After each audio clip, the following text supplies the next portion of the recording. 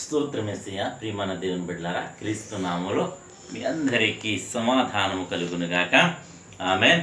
ప్రతి దినము దేవుని వాగ్దానం అని ఆత్మీయ చక్కటి కార్యక్రమంలో మిమ్మల్ని ప్రేమపూర్వకంగా ఆహ్వానిస్తున్నాను. దేవుని బిడ్డలారా, ఎలా ఉన్నారు? బాగున్నారా? ఉదయాన్నే లేచారా? ప్రార్థన చేసుకున్నారా? వాక్యాన్ని కాసేపు అయినా మీరు చదువుకుంటున్నారా? ఎందుకంటే ఈ దినము బ్రతికి ఉన్నామంటే అది కేవలం ఆయన కృపే కదా. నిజమా కదా అని చెప్తారా మీరు? ఎందుకంటే ఈ దినం నీవు తీసుకుంటున్న ఆహారాన్ని బట్టి ఈ దినం నువ్వు సజీవ లెక్కలో లేవు, ఆరోగ్యవంతుడిగా లేవు. నీవు తీసుకుంటున్న జాగ్రత్తలను బట్టి, మరి ఒకవేళ నేను కావచ్చు, అంటే మనం తింటున్న ఆహారాన్ని బట్టి, అలాగే మనం తీసుకుంటున్న జాగ్రత్తలను బట్టి, మనకు కలిగి ఉన్న బలాన్ని బట్టి, మనకు కలిగి ఉన్న ఆస్తి స్థితులను బట్టి కానీ ఈ దినం మనం సజీవ లెక్కలో లేము.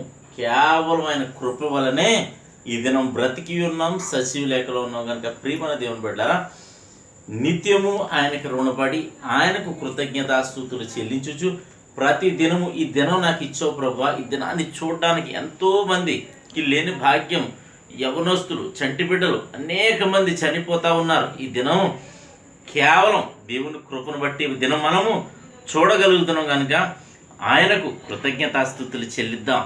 ఆయనకు మరి మహిమ, ఘనత, ప్రభావములు ఆయనకే చెల్లులాగా మనం అందరూ ఆయన్ని స్తుతిద్దాం. తద్వారా ఆయనకు మహిమ, నీకు నాకును మేలు అని తెలియచేస్తూ ప్రతి దినము దేవుని వాగ్దానం అని ఆత్మీయ చక్కటి కార్యక్రమంలో వాగ్దానాన్ని చదువుతున్నాను. యెషయా గ్రంథము 61వ అధ్యాయము 7వ వచనం. మీ అవమానమునకు ప్రతిగా రెట్టింపు ఘనత నొందుదురు, నిందకు ప్రతిగా తాము పొందిన భాగమును అనుభవించి వారు సంతోషించుదురు. వారు తమ దేశములలో రెట్టింపు భాగమును కర్తలగుదురు, నిత్యానందము వారికి కలుగును. దేవునికి స్తోత్రం. చక్కటి వాగ్దానం ద్వారా మరి ప్రభు మనల్ని ఎంతగానో ప్రేమిస్తున్నాడో మీరు చూడండి. ప్రతి దినము దేవుడు నీతో మాట్లాడుతున్నాడు, బలపరుస్తున్నాడు.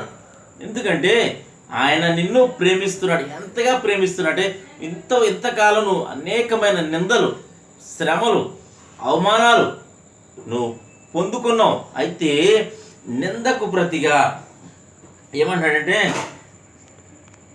మీ అవమానానికి ప్రతిగా రెట్టింపు ఘనతను దేవుడు ఇవ్వబోతున్నాడు. దేవునికి స్తోత్రం, హల్లెలూయా. ఈ దినము నీవు ఘనత పొందుకోబోతున్నావు. ఇంతవరకు పొందిన అవమానమే చాలు. నిందకు ప్రతిగా నీకేమిస్తానంటాడంటే మరి దేశము రెట్టింపు భాగములు అనుభవిస్తావని, పొందుకున్న దాన్ని బట్టి సంతోషిస్తావని దేవుడు వాగ్దానం చేస్తాడు. కనుక ప్రియమైన దేవుని బిడ్డలారా, ప్రతి ఒక్కరూ ఈ వాగ్దానాన్ని ఎత్తిపెట్టి ప్రార్థన చేయండి. ప్రభా, ఈ దినం నాతో మాట్లాడవు, ఈ వాగ్దానం నా కోసమే అని గుర్తెరిగి ప్రతి ఒక్కరూ మరి విశ్వసించి ప్రార్థన చేయండి. ఈ వాగ్దానం మీ సొంతం, మీ జీవితంలో నెరవేర్చబడుతుంది. దేవుడి మాటలు దీవించును గాక. ఆమెను ప్రార్థన చేసుకుందాం. స్తోత్రము తండ్రి, వందనాలు యేసయ్యా. ప్రతి దినము దేవుని వాగ్దానం అనే అతి చక్కటి కార్యక్రమంలో మీరు ఇస్తున్న వాగ్దానం, మీ అవమానములకు ప్రతిగా రెట్టింపు ఘనత నొందుదురు అని, నిందకు ప్రతిగా మీరు పొందిన భాగమును బట్టి సంతోషిస్తారని, అయా అద్భుతమైన వాగ్దానముల ద్వారా మీరు మాట్లాడి బలపరుస్తున్నందుకే నీకు వందనాలు, స్తుతులు, స్తోత్రాలు. ఏమిచ్చినా నీ రుణం తీర్చలేము తండ్రి. నీకు స్తుతులు. నిన్న నేడు నిత్యము కాచి కాపాడుతూ నాయన కునుకక నిద్రపోని దేవా నీకు స్తోత్రాలు.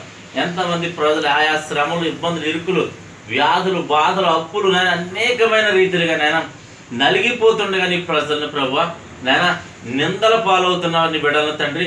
అలాగే ప్రభు అవమానాలు నాయన మార్గంలో వెళుతుండగా నీ ప్రజలను నా తండ్రి మీరు విడిపించండి, మీరు ఘనతలోనికి నడిపించమని ప్రార్థిస్తున్నాను. గర్భఫలాలు దయచేయమని, యవనస్తులకు చక్కటి సంబంధాలు అనుగ్రహించమని ప్రభువా, ఉద్యోగం లేని బిడ్డలకు ఉద్యోగాలు దయచేయమని, ఉద్యోగంలో పర్మనెంట్ చేయమని అయ్యా, పారిశుద్ధ కార్మికులు మొదలుకొని ఉన్నతమైన ఉద్యోగస్తుల వరకు ప్రతి ఒక్కరికి నన్ను కాపుదల సమాధానాన్ని దయచేయమని, అలాగే తండ్రి చంటి బిడ్డల మొదలు వృద్ధుల వరకు కూడా నీ కాపుదల ఉంచమని, సేవకులను, సంఘాలను బట్టి నీకు స్తోత్రాలు, స్తుతులయ్యా.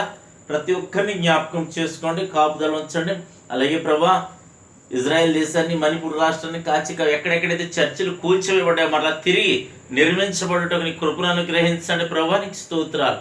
అలాగే ప్రభా, మా గ్రామాన్ని, మా రాష్ట్రం, మా దేశాన్ని కాచి కాపాడమని, సరిహద్దుల్లో నెమ్మదిని దయచేయమని, అలాగే ప్రభువా ఈ దినం నీ బిడ్డలు చెయ్యి. అలాగే నేను ముఖ్యంగా దినం పెళ్లి రోజులు కానీ పుట్టినరోజులు కానీ జరిపించుకొనిచున్నా ప్రతి బిడ్డకి నేను క్షేమము సమాధానము తండ్రి సంవత్సరం అంతా ఈ దయకిరీటంగా ఉంచమని, అలాగే నీ బిడ్డలు చెయ్యి ప్రయాణాల్లో ప్రయత్నాల్లో రాకపోకల్లో మీరే తోడండి మహిమ పొందమని యేసు నా పెట్టాడుచున్నామా పరమ తండ్రి ఆమేన్. నేను నమ్ముతున్నాను ప్రియమంది ప్రభు మీతో మాట్లాడి మిమ్మల్ని బలపరిచారని నమ్ముతున్నాను.